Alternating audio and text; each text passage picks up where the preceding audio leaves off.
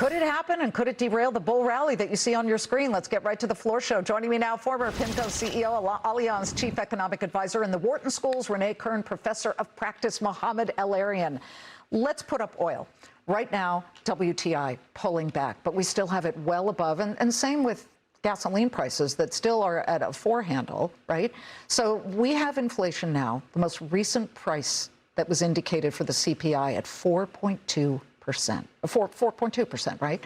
Really, really, really high. Not as high, certainly, as what we saw back in 2022, but do you think there's any hope of a rate cut this year?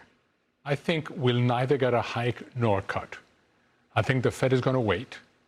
The bond market, while it's pricing in, as you said, the likelihood of a rate hike, it's not doing so with conviction. On the other side, yields hardly moved today. As you pointed out, 1.5 basis points. Yeah, I mean, it's nothing. If I had told you oil would collapse by 5%, that we would have a 3% day on the NASDAQ, I would have thought you'd see a good 5 to 7 to 10 basis point move. Why aren't we?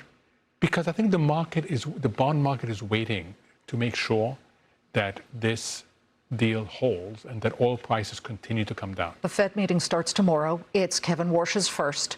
President Trump made it very clear he wants to see rates come down.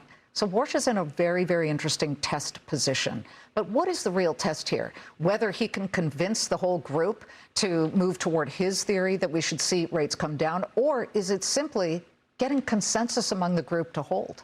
So I think he'll get consensus to hold, but he'll get consensus to hold because it's a highly divided Fed.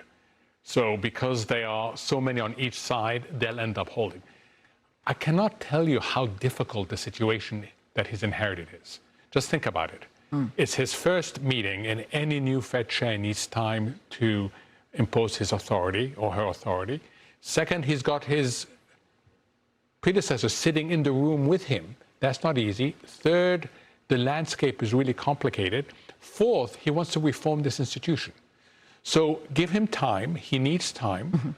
The first meeting, the most important thing about the first meeting is what does he say at the press conference and whether he submits his dots, whether he is the first to say enough with a communication tool that has misled and confused rather than clarified. You're talking about the dot plot where each one of the Fed anonymously puts a pencil dot on where they think rates will be at the end of the year.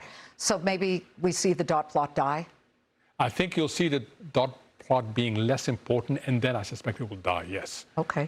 Let's talk about the markets and how all of this might affect what we see as a rip-roaring rally that has gone on for several years now. Yes, and I think the market is rightly buying into the promise of productivity increases. It's buying into an economy that has proven incredibly resilient to all sorts of shock. And it's buying into the fact that the US is the most attractive market right now relative to other markets. So you get these three things coming together and powering us along.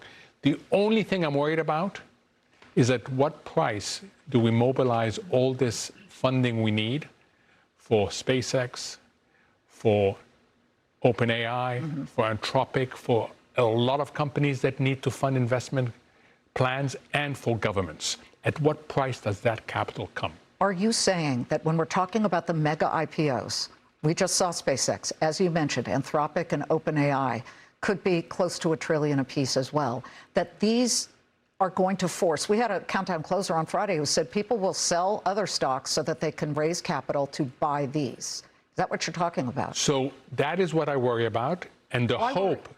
Sorry? Why worry? Because if there isn't enough money first time around, you're going to have an adjustment in the prices of markets around. So it'll be higher interest rates and low equity values in order to free up the market, the money to do that.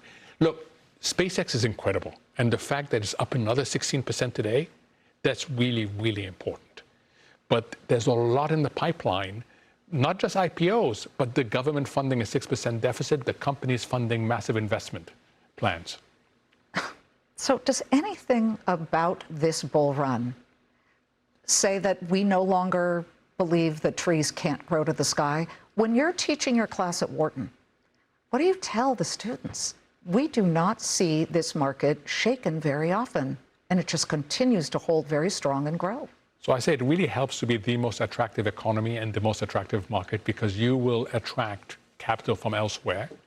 I also say there's a limit to valuations. And markets overshoot on the way up and markets overshoot on the way down. So make sure, if you happen to be investing, and quite a few of the students are investing, make sure that you construct your portfolio from a bottom-up, on a bottom-up basis. Yeah, you don't, not too much in one particular sector, ahem, tech.